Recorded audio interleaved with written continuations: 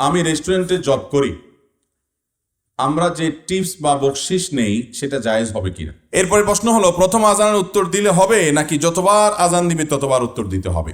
এরপরে প্রশ্ন হলো, মাযহাব মানা কি শিরক এবং মাযহাব মানলে কি ঈমান থাকবে না। এরপরে প্রশ্ন হলো, শেখ কাদের বলা যাবে বা কারা শেখ, আপনার নামের শুরুতে কিভাবে শেখ আসলো। মুসাফির হয়ে বাড়ি থেকে বের হলে কত মাইল অতিক্রম করলে সফরের নামাজ পড়া যাবে। ইউটিউব ফেসবুক থেকে ভিডিও দেখে কি আমল করা যাবে। এরপরে প্রশ্ন হলো, আকিকা দেওয়ার সঠিক নিয়ম কি। একজন আলেম বলেছেন সপ্তম দিনে বাচ্চার চুল ছাঁটাই করে তার সমপরিমাণ টাকা দান করতে হবে, কতটুকু জায়েজ। একজন মুসলমান কি কি কারণে কাফের হয়। আল্লাহ এবং রসুলের পর মা, এই কথার ব্যাখ্যা কি। এরপরে প্রশ্ন হলো, ফোরকানিয়া মাদ্রাসায় ফিতরা, জাকাত, কোরবানির চামড়া, টাকা দেওয়া জায়েজ হবে কিনা। একজন মুরব্বী স্বপ্নে দেখেন তিনি সন্ত্রাসী দ্বারা আক্রান্ত, মৃত্যুর মুখোমুখি, তখন স্বপ্নেই তিনি 10টি রোজা রাখবেন বলেন। প্রশ্ন হচ্ছে, এই রোজা কি রাখতেই হবে। 80 বছরের ঊর্ধ্বে মুরব্বীর কোনো ছেলে মেয়ে রাখলে হবে কিনা। ছেলের বয়স 24, পড়া শেষ পর্যায়ে, বাবা হিসাবে আমি তাকে বিয়ে করাতে চাই, তবে তার মহারণার টাকা থেকে সম্পূর্ণ খরচ সবকিছুই আমি যদি করি তাহলে বিয়ে সঠিক হবে কিনা। ছেলে বেকার। সূর্যোদয়ের 15-20 মিনিট পর যে নামাজ পড়া হয় তার নাম এবং পড়ার নিয়ম ফজিলত জানতে চাই। এরপরে প্রশ্ন হলো, আমি একজন ড্রাইভার, আমার বয়স 23 বছর, আমি একটা মেয়েকে পছন্দ করি, কিন্তু আমি মেয়েকে কিছু না বলে পারিবারিকভাবে প্রস্তাব পাঠাই, ভালো কথা, কিন্তু তাদের বাড়িতে যাওয়ার পর তারা যখন জানলো আমি পেশায় একজন ড্রাইভার, তখন তারা আমার পরিবারকে ফিরিয়ে দিল। বিশেষ দ্রষ্টব্য, মেয়ের বাবা এখানে উপস্থিত আছে, আমার কি করণীয়। এখন মেয়ের বাবা উপস্থিত থাকলে আমি কি বিয়ে পড়া দিতাম।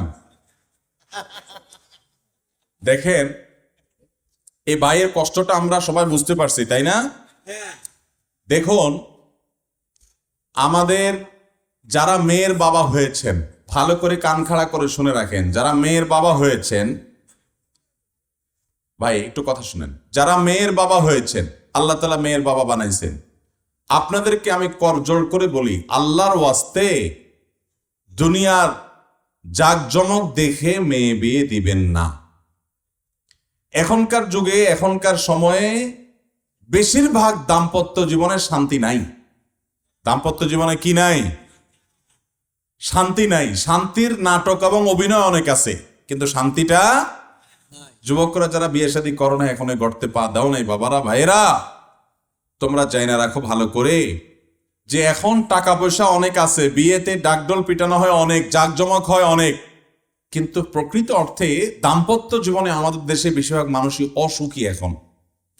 এবং আমাদের আগের জেনারেশন যারা ছিলেন, আমাদের বাপ চাচারা যারা ছিলেন, আমি সব সময় সব জায়গায় বলি, এখানে অনেক মুরব্বী বাপ চাচারা আছেন না, এই বাপ চাচারা কিন্তু আমাদের চাইতে তুলনামূলকভাবে দাম্পত্য জীবনে অনেক বেশি সুখী ছিলেন, এখনো সুখী আছেন। আর যুবক পোলাপান, তাদের দাম্পত্য সম্পর্কগুলো সব চায়না মালের মতো হয়ে গেছে, ঠুস ঠুস করে ভেঙে যায়, গড়তে দেরি ভাঙতে দেরি নাই। এগুলো কেন হয়? এগুলোর অন্যতম কারণ হলো যে আমাদের বিবাহগুলো বরকত মুক্ত, এগুলোতে কল্যাণ নাই। বিবাহ বরকত মুক্ত কখন হয়? এর অনেক কারণ আছে। এর একটা হলো যে বিবাহের মধ্যে পাপ হয়, অপরাধ হয়, গুনাহ হয়, সে বিবাহে কখনো বরকত আসতে পারে। এরকম যুবক এখানে কয়জন আছেন যে বলতে পারবেন আমার বিয়েতে কোনো প্রকার ব্যান্ড পার্টি, কোনো প্রকার ডিজে পার্টি হয় নাই, গানের আওয়াজে এলাকাবাতিকে আমি অতিষ্ঠ করি নাই, এরকম কয়জন আছেন? আপনারা সবাই কি গরিব মানুষ? টাকার অভাবে এটা করতে পারেন নাই, নাকি জেনে শুনে হারামকে না করেছেন? আলহামদুলিল্লাহ, খুব ভালো, প্রশংসার দাবিদার আপনারা। ভাইরা আমার, আপনার বিয়ে উপলক্ষে আপনার ব্যান্ড পার্টি এবং ডিজে পার্টি গানের আওয়াজে যদি আশেপাশে মানুষের জীবনযাত্রা ব্যাহত হয়, তাহলে মানুষগুলোর দোয়া পাবেন না বদদোয়া পাবেন? এতগুলা মানুষের বদদোয়া যদি হয়, তাহলে এই বিয়ের মধ্যে আল্লাহর গজব তো এমনি নাজিল হবে। অতএব বিয়ে উপলক্ষে এই গানের আওয়াজে এলাকাবাসীকে অতিষ্ঠ করব। আজকাল তো শুধু বিয়ে না, বিয়ের আগে গায়ে হলুদ, গায়ে মরিচ, নানান তামাশা করে। আপনার গায়ে আপনি হলুদ, মরিচ, আদা, রসুন সব বাটেন, সমস্যা নাই, এটা আপনার ব্যাপার, আপনি বাটেন, কিন্তু এগুলা মাখতে গিয়া সে উপলক্ষে আবার একটা ব্যান্ড পার্টি, হে আওয়াজে গোটা এলাকা মানুষ অতিষ্ঠ। এগুলা কখনো একজন মানুষের দাম্পত্য জীবনে তাকে সুখী করতে পারে না, বরং তার সুখের জন্য এগুলো বাধা। আরেকটা বড় বাধা হলো, যেটা মেয়ের বাবাদেরকে বলছি, শুনে রাখেন, মহরের পরিমাণ যদি বেশি হয়, মহরের পরিমাণ যদি বেশি হয়, তাহলে ওই বিয়েতে বরকত থাকে না, বরকত কমে যায়। আপনারা মনে করেন 20 লাখ, 50 লাখ, 30 লাখ টাকা ধরলে বোধহয় বিয়েটা টিকবে, এরকম অনেক মুরব্বীরা মনে করে না? আপনারা হাদিস শুনেন, নবী সাল্লাল্লাহু আলাইহি সাল্লাম বলেছেন, ইন্না আযমান নিকাহি বারাকাতান আইসারুহা মাউনা, সবচাইতে বরকতময় বিয়ে হলো সেই বিয়ে যেই বিয়েতে মহরটা হয় সবচাইতে সহনীয়, ছেলে পরিশোধ করতে পারে। ছেলের বেতন 20,000, আপনি মহর ধরলেন 50 লাখ। আপনার 50 লাখ মহর নেওয়ার খায়েশ যদি হয়, তাহলে এই ছেলের কাছে বিয়ে কেন দিচ্ছেন? ছেলেগুলোকে ফাঁসায় দিচ্ছেন, এই পোলাপান না বুঝে হো হো করে বিয়ে করে ফেলতেছে।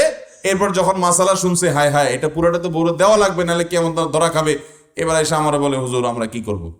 আমি বলি, কিচ্ছু করার নাই ভাই, ফাঁসা গেছো, এখন দরখাস্ত লেখো বউর কাছে, বরাবর মাননীয় স্ত্রী, বিষয় মহর কমিয়ে দেওয়ার আবেদনপত্র, জনাবা যথাবিহিত সম্মান প্রদর্শন পূর্বক নিবেদন এই যে, আমি আপনার হতভাগা স্বামী, আপনার বাবা ভাইয়ের চাপাচাপিতে না বুঝে আমি 30 লক্ষ টাকা মহরে রাজি হইয়া গিয়াছিলাম, অথচ আমি সামান্য একটা চাকরি করি, আপনি জানেন, অতএব এত টাকা দিবার সামর্থ্য আমার নাই। কাল কিয়ামতের ময়দানে আমি আল্লাহর কাছে অপরাধী হিসাবে, দেনাদার হিসাবে উঠব, সেটা অত্যন্ত ভয়াবহ ব্যাপার। অতএব আপনার সমীপে নিবেদন এই যে, এই হতভাগা স্বামীকে আপনার মহারানার 2/3, 1/3, 2/3 বা 1/3 বা অর্ধেক আপনি আল্লাহর হস্তে মাফ করিয়া আমার মহরটা কমাইয়া দিয়া বাধিত করিবেন। বিনীত আপনার কপাল পোড়া বা হতভাগা গরিব স্বামী। এইভাবে আবেদন করে, অথবা এটা কথার কথা বললাম, ঠিক আছে, আপনি কাগজ লেখার দরকার নাই, কিন্তু বউয়ের থালা বাসন ধুয়ে, কাপড় চোপড় ধুয়ে দিয়ে, কাজ কাম করে, তাকে ফুসলিয়ে ফাঁসলিয়ে আদর সোহাগ মহব্বত ভালোবাসা দিয়া টিয়া বাইল টাইল করে বলবেন যে, এখন আমি তো ফাঁসা গেছি, আর তুমি না ছাড় দিলে তো পাই না। এখন বেচারে যদি ছাড় দিয়া ভালো ঘরের মেয়ে হয়, আর আপনি যদি তার খুশি করতে পারেন ক্যাদমুট করে, তাহলে সে হয়তো বলবে, ঠিক আছে, আমার বাপ 30 লাখ ধরছে, তুমি তো ফাঁসা গেছো, না বুঝা যাও, 20 লাখ মাপ, বাকি 10 লাখ কিস্তিতে দিয়া শোধ করবা, দিতে হবে। কিন্তু বেশিরভাগ পোলাপান কি করে, ওই বাসর যায় মেয়েটারে ফুসলায় ফাসলায় বলে, দেখো এখন মুরব্বীরা ধরছেন, আমি তো কদিন পরে ইটালি চলে যাবো, টাকার কোনো অভাব, সবই তো তোমার। মেয়েরাও আমাদের দেশে সোজা সরল, পোলাপানের এই ফুসলামিতে, ছেলেদের এই ফুসলামিতে রাজি হইয়া না না, আমার মহর দিয়ে কি করবো, আরে আপনি আছেন, আমি মহর দিয়ে কি করবো, এসব লাগবে না, শেষ। এই মেয়েদেরকে সোজা সরল পাইয়া পদে পদে এদেশে আমরা মেয়েদেরকে ঠকাই। মেয়েদের মহর দিতে হবে কি হবে না? তো মেয়ের বাবারা মহর এই পরিমাণ ধরেন যে আপনার মেয়ে পাবে। আরে বাবা, আপনি ধরেন 50 লাখ, ওই বেটা তো আপনার মেয়ের 2 লাখও দিবে না, আপনি জানেন যে ওইটা পাবে না, তাহলে অযথা কেন ধরেন? ধরে এই জন্য যে তালাক হলে যেন আদায় করা যায়। তো অসৎ উদ্দেশ্যে যদি আপনি এত বড় মহর ধরেন, সেটা কখনো প্রশংসনীয় হতে পারে। বিধায় আমরা অনুরোধ করব মেয়ের বাবাদেরকে যে, আপনারা পয়সা দেখে মেয়ে বিয়ে দিবেন না, ভালো মানুষ দেখে মেয়ে বিয়ে দিবেন। ঠিক আছে না? ইনশাআল্লাহ ভালো মানুষ দেখে বিয়ে দিবেন। দেখেন বাবারা, ওয়াজ করতে দিলে আপনি এখানে বসলে আপনি অনেক লম্বা লম্বা কথা বলতে পারতেন। আমলের কথা যদি বলি তাহলে আমরা অনেকে আমলের পরে ঠন, আমলের পরে অনেকেই ঠন। আল্লাহ রাব্বুল আলামিনের দেয়া তৌফিকে আমি আমার এই কথার উপরে আমল করেছি ইতিমধ্যে। আমি দায়িত্ব নিয়ে বলি আপনাদেরকে, আমি ইতিমধ্যে আমল করেছি। আমি চাইলে পয়সার বস্তার উপরে শোয়া বসা বা পয়সার বস্তাকে ওয়েলকাম করা, এখন তো আজকাল ছেলে মেয়ের সাথে বিয়ে হয় না, ওই যেটা কথা আছে না, এখন বিয়ে হয় ময়দার বস্তার সাথে টাকার বস্তার। ছেলে পক্ষ চায় ময়দার বস্তা, সব মেকআপ মার্কা, আর মেয়ে পক্ষ চায় কি? টাকার বস্তা। ছেলে চায় না, চায় কি? আপনার মেয়ের জন্য টাকার বস্তা নয়, একটা ছেলে খুঁজুন। আপনার মেয়ের জন্য টাকার বস্তা নয়, কি খুঁজুন? একটা ছেলে যে আপনাকে বাবার মতো শ্রদ্ধা করবে, আপনার মেয়েকে স্ত্রী হিসাবে স্নেহ করবে, ভালোবাসা দিবে। বিশ্বাস করুন, খুব সিরিয়াস কথা বলছি, আমরা বেশিরভাগ মেয়েদের বাবারা, মেয়েদের ভাইয়েরা আমরা ভুল সিদ্ধান্ত নেই, এরপরে আফসোস করি। অমানুষ যখন দেখি, হায় টাকা আছে, পয়সা আছে, পদ আছে, পদবি আছে, বড় চেয়ার আছে, গদি আছে, নাম আছে, যশ আছে, খ্যাতি আছে, কিন্তু মানুষ না, অমানুষ। ধরা খায় কি খায় না বলেন? আমি যখন বিয়ে করি, আমার শ্বশুর বাড়ি ঢাকার আজিমপুরে, ইরাকি মাঠের সাথে, অভিজাত, মানে খুব দামি জায়গা। তখনই কোটি টাকার উপরে জায়গার কাঠা। আমি যখন বিয়ে করছি 17-18 বছর আগের কথা বলছি, কোটি টাকার মতো জায়গার কাঠা। তো সেখানকার বাড়িওয়ালা, আর আমি হলাম সন্ন্যাসের গরিব মানুষ। ঢাকা শহরে আমার কোনো ফ্ল্যাট প্লট বাড়ি, তখন আমি মাত্র 2800 টাকা বেতনে চাকরি করি। আমার শাশুড়ি আমার সাথে বিয়ে দেওয়ার জন্য রাজি হয়ে গেছে। আমার শ্বশুর মারা গেছেন। তো আমি নিজেই অবাক হয়ে গেলাম যে ভদ্রমহিলা কি দেখে আমার কাছে বিয়ে দিতে রাজি হয়ে গেল। 2800 টাকা কি ঢাকা শহরে খাবে না বাসা ভাড়া দিবি? আমার বিয়ের সময় আমার মামার শ্বশুর উনি বললেন যে মেয়েকে কোথায় রাখবে। আমার আব্বাজান রহমতুল্লাহ আলাই খুব বিচক্ষণ মানুষ ছিলেন। তো আব্বাজান বললেন যে আমার ছেলে যেখানে থাকবে আপনার মেয়ে সেখানে থাকবে। আমার ছেলে যদি ওই রাঙ্গামাটি জঙ্গলে চলে যায় তো আপনার মেয়ে সেখানে যাইতে হবে। তো আমার আব্বার কথা শুনে ওনারা রাজি হয়ে গেছে। কিন্তু আমার শাশুড়ি, এই ভদ্র মহিলা এত বিচক্ষণ মানুষ ছিলেন, উনি চিন্তা করছেন যে ছেলে বোর্ড স্ট্যান্ড করা, প্রত্যেক ক্লাসে ভালো রেজাল্ট করছে এই ছেলেটা মেধাবী, আবার ওনাদের কাছে মনে হয়েছে ছেলেটা বোধহয় ভালো মানুষ, এই জন্য ওরা রাজি হয়ে গেছে। অথচ আমার একটাই ছেলেকে, একটাই ভাইরা, সেই বেচারা অনেক পয়সাওয়ালা মানুষ, আমি গরিব মানুষ, কিন্তু আমার কাছে দিয়ে দিছে। আলহামদুলিল্লাহ, তাদের মেয়ে দুঃখে নাই, সুখে আছে আলহামদুলিল্লাহ। এটা আমি অন্তত বলতে পারি। আমাদের দেশে বেশিরভাগ মেয়ের বাবারা, ভাইয়েরা, আমি খুব সিরিয়াসলি বলছি যে আমরা বেশিরভাগ এই ক্ষেত্রে আমরা ভুল করি। আমাদের মেয়েদের জন্য আমরা দেখি যে একটা সরকারি, অনেক ছেলেরা আমাদের কাছে প্রশ্ন লেখে, হুজুর সরকারি চাকরি না করলে মেয়ের বাপরা মেয়ে দিতে চায় না বিয়ে। সরকারি চাকরি না করলে আপনি মেয়ে বিয়ে দিবেন না? সরকারি চাকরি করে কয় টাকা পাবে সে চুরি করা ছাড়া তো তার উপায় খুব বেশি একটা নাই। সরকারি চাকরি করে চুরি করা ছাড়া পয়সা করার কোনো পথ আছে? কেমনে আমার বোঝান, কয় টাকা বেতন পাবে?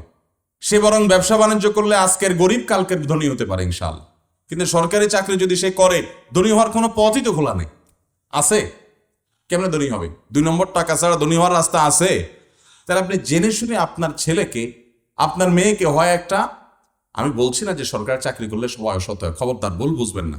আমি ব্যক্তিগতভাবে এরকম বহু সরকারি কর্মকর্তাকে চিনি, আমার সাথে বন্ধুত্বপূর্ণ সম্পর্ক আছে, অনেক বড় বড় পদ হোল্ড করেন, কিন্তু তারা সম্পূর্ণ সৎ আলহামদুলিল্লাহ। আমি বলছি যদি টাকা, আমি বলছি এটা যে যদি টাকাই আপনার উদ্দেশ্য হয় তাহলে সরকারি চাকরি দেখবেন কেন? আপনি দেখবেন সৎ যদি সরকারি চাকরিও করে আলহামদুলিল্লাহ, সৎ লোকটা যদি বেসরকারি চাকরি করে তাও আলহামদুলিল্লাহ, সৎ লোকটা যদি এমনকি বেকারও হয় তবু আলহামদুলিল্লাহ।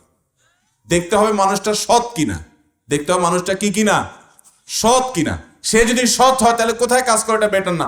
আপনি খুঁজে সরকারি শুধু খুঁজতেছেন, তার মানে আপনি ঘুষখোর খুঁজতেছেন। আপনি খুঁজে খুঁজে শুধু সরকারি চাকরি দেখে দিবেন, এর মানে আপনি ঘুষখোর খুঁজতেছেন। আত্মসম্মান বলতে কিছু থাকা উচিত, আত্মমর্যাদা বলতে কিছু থাকা উচিত, যে আমার মেয়েটা একটা সৎ ছেলের সাথে জীবন যাপন করবে, যে ছেলেটা কখনো হারামের কাছে যাবে না।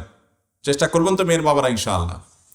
যে ভাই প্রশ্ন করেছেন, যে ড্রাইভার ভাই, তার মনের কষ্ট, তিনি নিজে অবৈধ সম্পর্ক করেন নাই, মেয়েটা ভালো জানতে পেরে পারিবারিকভাবে বিয়ের প্রস্তাব নিয়ে গেছেন। যাই হোক, আমি তো আর জানি না যে মূল ঘটনা কি, আদৌ এটা খাটে না না খাটে। তারপরে এটা কথা, এটা আমাদের সমাজে খুব প্রতিষ্ঠিত কথা যে আমরা সবাই মেয়ের বাপরা শুধু পয়সাওয়ালা খুঁজি এবং প্রতিষ্ঠিত মানুষ খুঁজি। আমি সবসময় বলার চেষ্টা করি, যারা মেয়ের বাপ আছেন, মেয়ে কার কাছে বিয়ে দিবেন, ছেলে খুঁজে পাচ্ছেন না, আপনাদেরকে বলতেছি, আপনাদের এলাকাতে ফজরের নামাজের যে সমস্ত যুবকদেরকে দেখবেন হাজির হয়, খুব সুন্দর করে ধীরস্থিরতার সাথে নামাজ কালাম ফজরেরটা পড়ে, অন্যগুলোর কথা আমি বলি, অন্যগুলো তো বটেই, ফজরের নামাজ যারা নিয়মিত হাজির হয় এবং ওয়াক্তমতো পড়ে, হারাম থেকে বাঁচার জন্য যুদ্ধ এবং সংগ্রাম করে, ভদ্র নম্র, এই ছেলেগুলো যদি গরিব হয়, আপনার মেয়ে বিয়ে দেন, ইনশাআল্লাহ তারা সুখে থাকবে। আল্লাহ তাআলা আমাদের মেয়ের বাবাদের সুমতি দান করুক। এই যে যুবকরা এত ঠিক ঠিক করতেছে, এরা বিয়ের জন্য বেচারারা মানে বেকার হয়ে আস, এই ছেলেদের আল্লাহ তাআলা একটা হালাল ব্যবস্থা করে দেখ, এবং মেয়ের বাবাদের দিলটা আল্লাহ তাআলা নরম করে দেখ। আর ছেলের বাবারা যৌতুক খাওয়ার হারাম খুরি থেকে আল্লাহ তাআলা বেঁচে থাকার তৌফিক দান। যুবকরা যৌতুক মুক্ত বিয়ে করবেন তো ইনশাআল্লাহ? ইনশাআল্লাহ। এই মজলিসে যদি কেউ যৌতুক মুক্ত বিয়ে করতে চান, চলে আসতে পারেন, আমার কোনো পয়সা দেওয়া লাগবে না, ফ্রি পড়াই দেবো বিয়ে। আসেন নেই কেউ? 2 পক্ষ যদি রাজি থাকেন চলে আসলে পড়াই দেবো ইনশাআল্লাহ। রেডি আসেনি? কোনো বিয়া মুখোমুখি আসেনি? যদি একটু মুখোমুখি থাকে, বিয়ে তো এরকম বললে হয় না, তারা নিয়ে আসতে পারেন। আমরা ইনশাআল্লাহ যৌতুক মুক্ত বিয়ে এদেশে প্রতিষ্ঠিত করতে হবে যুবকরা যদি জাগে, এই দেশটা পরিবর্তন হতে বাধ্য। আল্লাহ তাআলা তৌফিক দান করলেন। আমি রেস্টুরেন্টে জব করি, আমরা যে টিপস বা বকশিস নেই সেটা জায়েজ হবে কিনা? যারা রেস্টুরেন্টে জব করেন এদেরকে সাধারণত কাস্টমাররা খেয়ে বিল পরিশোধ করে যাওয়ার সময় 10 টাকা 20 টাকা যার যার সাধ্য অনুপাতে টিপস দেয়, বকশিস দেয়। এই বকশিস দেওয়া জায়েজ আছে কিনা, নেওয়া জায়েজ আছে কিনা? অনেক শ্রদ্ধেয় ওলামা ইকরাম এটাকে নাজায়েজ বলেছেন। কারণ প্রথমত এটার মাধ্যমে অবৈধ সুবিধা নেওয়ার দুয়ার উন্মোচন হয়। দ্বিতীয়ত তার বেতন আছে, পারিশ্রমিক আছে, অতএব সে আবার টিপস উপরে নিবে কেন? কিন্তু এক্ষেত্রে আমার দৃষ্টিভঙ্গি হলো, সাধারণত এ জাতীয় জব যারা করে এদের বেতনটা থাকেই অনেক কম। কারণ মালিক নিজেও জানেন যে কাস্টমারদের থেকে টিপস পেয়ে তার পোষায় যাবে, সেজন্য বেতন অনেক কম দেওয়া হয়। তার মানে মালিক এটাতে সম্মত যে কাস্টমাররা তাকে কিছু টিপস দেখ। অতএব যদি কোনো কাস্টমার তার সার্ভিসে সার্বিকভাবে খুশি হয়ে তাকে টিপস দেয়, তো সেটা জায়েজ হতে পারে, যেহেতু যিনি দিচ্ছেন তার পক্ষ থেকেও কোনো প্রকার অসম্মতি নাই, তিনি খুশি হয়ে দিচ্ছেন। আবার যে মালিকের অধীনে কাজ করছেন ওই মালিকরাও সবাই জানেন যে তাদেরকে টিপস দেওয়া হয়, এবং মালিকরা সেটাকে খুশি মনে মেনে নিয়েছেন, এবং অনেক সময় বেতন কম দেনই এই জন্য যে টিপসটা সে পাবে, তার মানে তারও সম্মতি আছে, সেও জানে। যার কারণে এটা নেওয়া এবং দেওয়া জায়েজ হবে শর্ত সাপেক্ষে। শর্তটা কি? শর্তটা হলো এই টিপস দিয়ে কোনো অবৈধ সুবিধা নেওয়া যাবে। অবৈধ সুবিধা নেওয়া কিন্তু হয়, অনেক সময় হয় কি হয় না বলেন? এই যে আপনাদের সোনাইমুড়ি বা চাটখিল বাজারে যে হোটেলগুলো আছে, যে খাবারের দোকানগুলো আছে, যারা নিয়মিত কাস্টমার সবসময় আসেন, অনেক সময় দেখা যায়, খেয়াল করেন বিভিন্ন জায়গায় এটা আছে, যে নিয়মিত কাস্টমার যখন আসে, যে উনি প্রায় দিন আসেন, কয়েকজন মিলে আসেন, বন্ধু বান্ধব নিয়ে খাওয়া দাওয়া করেন, তো এই হোটেল বয়, টি বয় বা আপনার এই যারা আপনার কাজ করেন সেখানে, ওনাদের অনেকে আসেন, ওই কাস্টমার আসলে উনি ওই কাস্টমারকে খাতির যত্ন যতটুকু তার প্রাপ্য অধিকার তার চাইতে একটু বাড়াইয়াও করেন। আছে না নাই? উনি অর্ডার দিছেন কথার কথা গোশত, তো এক বাটি বা এক প্লেট গোশত দেওয়ার পর ঝোল দেওয়ার কথা, ঝোলের সাথে আবার 2 বারের জায়গায় 3 বারও দিচ্ছেন, আর বিল বলার সময় কম করে বলতেছেন। এরকম অবৈধ যোগসাজশ অনেক সময় থাকে কি থাকে না? কারণ হলো উনি জানেন যে ভদ্রলোক আমাকে যাওয়ার সময় টিপস দিবে, তো আমি 20 টাকা যদি টিপস পাই, মন্দ কি? 20 টাকার টিপসের বিনিময়ে মালিকের 30 টাকার খাবার খাওয়াই দিছে ফাও। এরকম হতে পারে কি পারে না? অনেক সময় হয়, আমাকে অনেকে বলেছে যে হয়। তো এইরকম যদি সুবিধা হয়, আমাকে একজন বলছে যে আমার পরিচিত এরকম এক ভাই আছে, হোটেলে গেলে খুব খাতির যত্ন করে, এবং আমি যদি একটা চাই সে 2টা দেয়, বলে খান ভাই, অসুবিধা নেই। তা আমি বললাম যে এটা যে দেয় সেও গুনাহগার, আপনি যে খাইতেছেন আপনিও গুনাহগার। আমরা কিছু কিছু গুনাহ করি যে আমাদের সে সেন্সও থাকে না, যে গুনাহ, এটা যে অপরাধ সেটা আমাদের হুঁশও অনেক সময় থাকে না।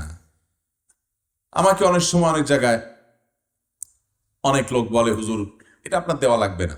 যেমন এই যে চাঁদপুর দিয়ে আসার সময় একবার একটা ব্রিজের টোল নেওয়ার সময় একটা ছেলে টোল নিচ্ছিল, বয়সে ছোট, কিশোর বয়সে, আমাকে দেখে বলছে, হুজুর আপনার গায়ে টোল লাগবে না। আমি বললাম, ভাই এইটা তুমি তোমার পকেট থেকে দিয়া যদি বলো হুজুর আপনার টোলটা আমি দিয়ে দিলাম, তাহলে ঠিক আছে, তাহলে আমি বুঝলাম তুমি আমাকে মহব্বত করে দিলা। মালিকের টোল তুমি মাফ করার কি? তুমি তো চাকরি করছো, তাহলে যেই বেচারা এটার কন্ট্রাক্ট গভর্নমেন্ট থেকে নিছে, এটা তো তার অধিকার, তুমি ছেড়ে দিবা কেন? হ্যাঁ, কোনো কোনো ক্ষেত্রে এরকম হতে পারে যে এই জাতীয় ইস্যু অনেক ব্যাপার স্যাপার আছে, মালিক 2-4টা জানে যে ঠিক আছে অন্য যে সড়ক ছেড়ে দেখছি, এটা ভিন্ন কথা। কিন্তু হোটেলে টিপস দেওয়ার নাম করে আপনি তার কাছ থেকে অবৈধ সুবিধা নিবেন, এরকম যদি কোনো কিছু থাকে, তাহলে সে টিপস দেওয়াও জায়েজ নাই, সেই টিপস নেওয়াও জায়েজ নাই। অবৈধ সুবিধা নিবেন, সে ধান্দার টিপস দিতে পারবেন না, এটা ঘুষ হবে।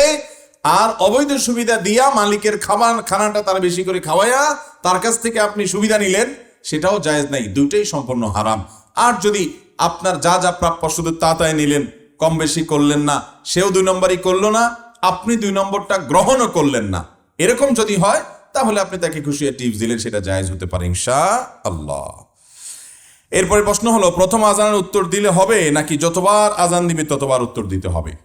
মুয়াজ্জিন যখন আজান দেয় তখন সে আজানের জবাব দিতে হয়। এই আজানের জবাব দেওয়াটা খুব ফজিলতপূর্ণ একটা আমল। আমাদের সমাজে অনেকে এটা জানেন না, খুব একটা জানাশোনা অনেকের মধ্যে নাই।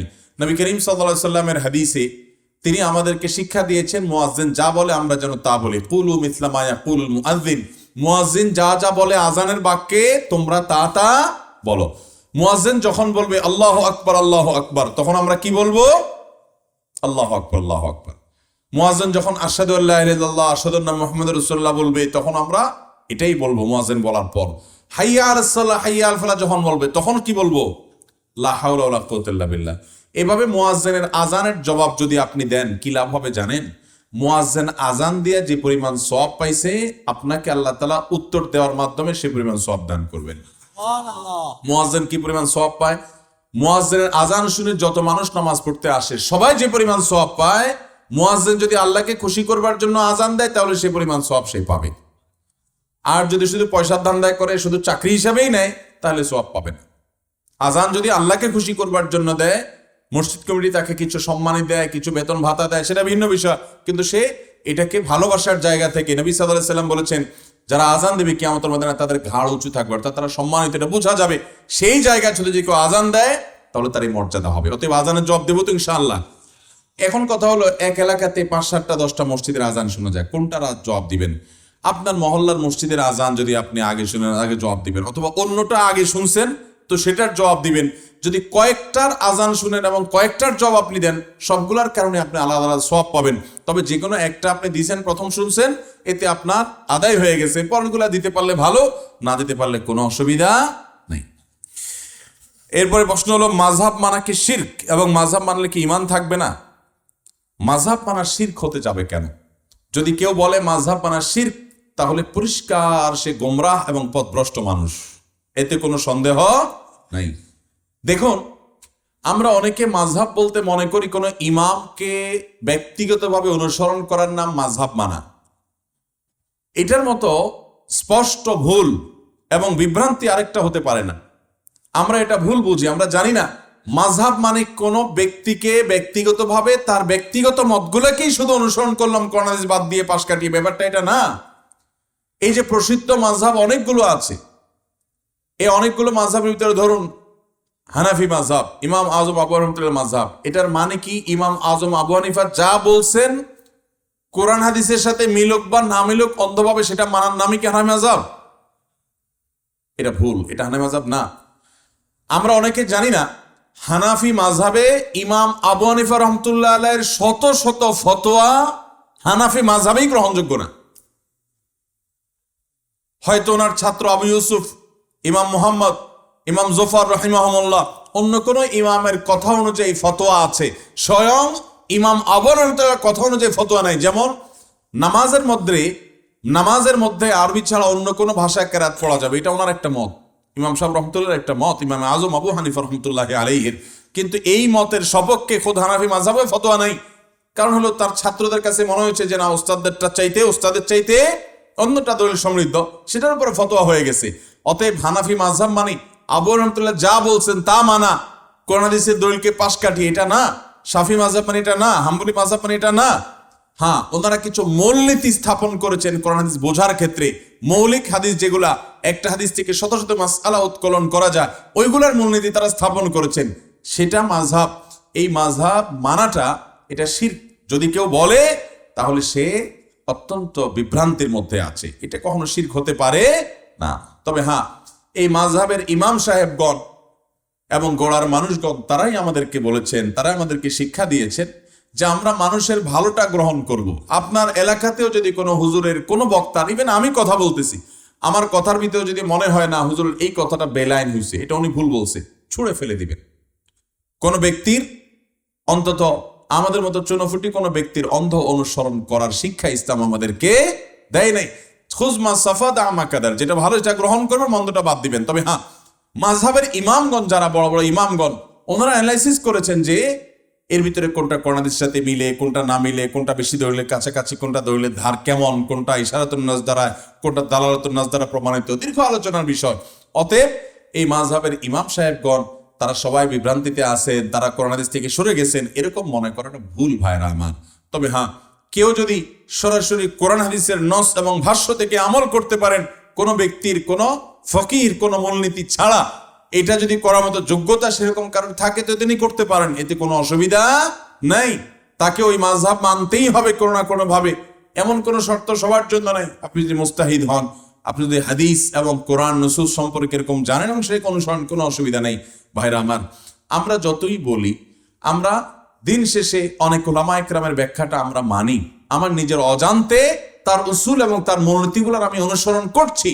অতএব এই বিষয়গুলো নিয়ে আমরা বাড়াবাড়ি ছাড়াছাড়ি থেকে আমরা বেঁচে থাকবো। আল্লাহ আমাদেরকে সেই তৌফিক দান করুন। আমরা আমাদের যে সমস্ত ভাইরা রফে আদাইন করেন, যে সমস্ত ভাইরা আমিন জোরে বলেন, তারা আমাদের ভাই কি ভাই না বলেন? কিন্তু আমাদের দেশে মসজিদে এটা নিয়ে গন্ডগোল আছে না নাই? জোরে আমিন বলে অথবা রফে আদাইন করে, তাদেরকে অনেক মসজিদ থেকে পারে না, ধাক্কা দিয়ে বের করে দেয়। তাদের কোনো মসজিদ থাকলে পারে না, সে মসজিদ ভেঙে দেয়। এরকম সহিংস এবং এরকম অধৈর্যপূর্ণ, অসহিষ্ণুপূর্ণ আচরণ আমাদের সমাজে হয় কি হয় না?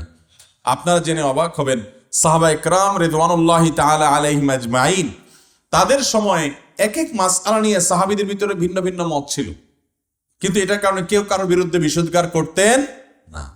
অতএব এসব বিষয় আমরা বাড়াবাড়ি করবো না। ভাইরা আমার, ইসলামের বাড়িতে আগুন লেগেছে, ইসলাম বিদ্বেষীরা সব ঐক্যবদ্ধ ইসলামকে শেষ করবার জন্য, আর আমরা আছি নিজেদের কামড়া কামড়ি নিয়ে। আল্লাহ তাআলা আমাদেরকে ঐক্যবদ্ধ থাকার তৌফিক দান করুন। আরে ভাই, কত মানুষ নামাজই পড়ে না, আর ওই লোকটা তো নামাজ পড়তে আসছে, আপনি তার বুকের সাথে মেশান, তাকে ওয়েলকাম করেন, তাকে মসজিদ থেকে দূরে সরাবেন না। মসজিদ আমাদের কারোর বাপ দাদার নিজের সম্পদ না। ভাইরা আমার, আপনাদের এলাকাতে মসজিদে ঘুষখোর আসতে পারে? নাকি মসজিদে লেখা থাকে যে ঘুষখোরের প্রবেশ নিষেধ? এরকম কোনো সিস্টেম আছে? তারপরে জনগণের সম্পদ আত্মসাৎকারী, সুদের কারবারকারী, 2 নম্বর কাজকারী, এরকম মানুষরা মসজিদে আসতে পারবে না, এমন কোনো কথা লেখা থাকে মসজিদে? তাহলে বোঝা গেল মসজিদে চোর, বাটপার, টিনচোর, গমচোর, দুর্নীতিবাজ, সুদখোর, ঘুষখোর, মাদকের কারবারি, এমনকি যৌতুকখোর ধরলে তো বেশিরভাগ লোক এখানেও ধরা পড়বে। মসজিদে যাওয়ার অনুমতি থাকে কি থাকে না সবার? তো সবার যদি অনুমতি নিয়ে যেতে পারে, তাহলে হাদিসের উপর আমল করতে গিয়ে এক আল্লাহর বান্দা রফে দান করছেন, আমিন জোরে বলছেন, তার মসজিদে আসার অধিকার নাই? তাহলে এগুলো নিয়ে আমাদের মধ্যে বাড়াবাড়ি হওয়া উচিত। পারস্পরিক শ্রদ্ধা জিনিসটা থাকতে হবে। আল্লাহ আমাদেরকে সে তৌফিক দান করুন। এরপরে প্রশ্ন হলো, শায়েখ কাদের বলা যাবে বা কারা শায়েখ? আপনার নামের শুরুতে কিভাবে শায়েখ আসলো? বাহ, ভাইরা আমার, শায়েখ শব্দের মূল অর্থ, একেবারে মূল অর্থ বলতে গেলে হয় বৃদ্ধ, মানে মুরব্বী, বয়স্ক। এটা হলো শায়েখ শব্দের একেবারে মূল অর্থ। কিন্তু শব্দের ওই অর্থেই এটা ব্যবহার হয় না। এটা ব্যবহার হয় হলো সাধারণত কোন শ্রদ্ধাভাজন ব্যক্তিত্বকে শায়েখ বলে আরবরা। এটা আরবদের একটা ট্র্যাডিশন বলতে পারেন। তারা শ্রদ্ধাভাজন ব্যক্তিকে, বিশেষ করে আলেম ওলামাদেরকে, শুধু আলেম ওলামা না, তাদের দেশে অবশ্য সিনিয়র কোনো ব্যক্তি, গুরুত্বপূর্ণ কোনো ব্যক্তিকে তারা শায়েখ বলে। আমরা যেরকম ধরুন জনাব বলি, আলেমদেরকে হুজুর বা মৌলানা বলি, আলেমদেরকে বিশেষভাবে আমরা সম্বোধন করি, হুজুর বলে সম্বোধন করি, হজরত বলে সম্বোধন করি, তারা শায়েখ বলে সম্বোধন করে। এটা তাদের ট্র্যাডিশন। আমার নামের শুরুতে আসলো কিভাবে? এটার ইতিহাস হলো যে আমি সৌদি আরবে দীর্ঘ 10 বছর সেখানকার ইসলামিক অ্যাফেয়ার্স মন্ত্রণালয়ের অধীনে পশ্চিম দাম্মাম ইসলামিক সেন্টারে বাংলা ভাষাভাষী যারা সৌদি প্রবাসী ছিলেন তাদের মধ্যে ইসলাম প্রচারের দায়িত্বে আমি নিয়োজিত ছিলাম 10 বছর। তো সেখানে আমি কাজ করার সময় সেখানকার ট্র্যাডিশন হলো সেখানে সবাই আলেমুল আমাদেরকে সবাই শায়েখ শায়েখ বলে। তো ওখানে যাওয়ার পরে আমার সৌদি কলিগ যারা আছেন অথবা আমাদের দেশীয় যারা ছিলেন, আমাদের সহকর্মী ইন্ডিয়ান, ফিলিপাইনি, বিভিন্ন দেশের ছিলেন, তো তাদের সবার মধ্যে ওখানে শায়েখ শব্দের প্রচলন, সবাই সবাইকে শায়েখ বলে। তো যেহেতু আমি সেখানে একজন আলেম হিসাবে দায়িত্ব পালন করেছি, দায়ী হিসাবে দাওয়াতের কাজ করেছি, খুব স্বাভাবিকভাবে সবাই শায়েখ বলতে বলতে শায়েখ উঠে গেছে। এটা আমি কোনো মায়ের পেট থেকে নিয়ে আসিনি, আবার এটা কোনো বানায়াত কেউ দেয়নি। এটা ওখানে থাকার কারণে, আরব দেশে থাকার কারণে সেখান থেকে শব্দটার প্রচলন হয়ে গেছে। বাকি এই শব্দ আমার দেশে আলহামদুলিল্লাহ এখন অন্যান্য ওলামাদের ক্ষেত্রে অনেকেই ব্যবহার করেন, এটাতে কোনো অসুবিধা নাই। আপনি আপনার শ্রদ্ধার আলেমকে শায়েখ বলেন কিংবা হজরত বলেন, এটাতে কিচ্ছু যায় বা আসে না। হুজুর শব্দের অর্থ উপস্থিত। আমরা অনেকে বলি না, কাউকে হুজুর বলা যাবে না। আপনারা অনেক সময় শুনবেন এক দুজন এরকম লোকও আছে, নামাজ কালামের খোঁজ খবর নাই, দেখবেন যে কি শ্রদ্ধা ইসলামের প্রতি, বলবে কি, ভাই হুজুর শুধু একজন, হুজুর শুধু কে, একজন, তিনি কে, আল্লাহ রসুল সাল্লাল্লাহু আলাইহি ওয়াসাল্লাম। এই আল্লাহর বান্দা হুজুর শব্দের অর্থই জানে না, কিন্তু আন্দাজে ফতোয়া মেরে বসে আছে। এই দেশে এত মুফতি আর এত ডাক্তার, আপনার শুধু কোন একটা অসুখ হলে দেখবেন যে সবাই ডাক্তার, সবাই একটা একটা বুদ্ধি দিচ্ছে। আবার মাসালা জানার দরকার হয়েছে তো দেখবেন যে মাসআলার উত্তর দেওয়ার জন্য লোকের অভাব নাই। তো এইরকম মাসালা অনেকে দেয়। ভাই হুজুর শব্দের অর্থ উপস্থিত, কিন্তু এখানে শব্দের অর্থটা উদ্দেশ্য না, উদ্দেশ্য হলো জনাব। এটার উদ্দেশ্য হলো কি, জনাব, বাস। এই জনাব বলে আমি তাদের কাউকে সম্বোধন করলাম, ওইটাকে আপনি বলতে পারেন হুজুর, এটা হলো উদ্দেশ্য।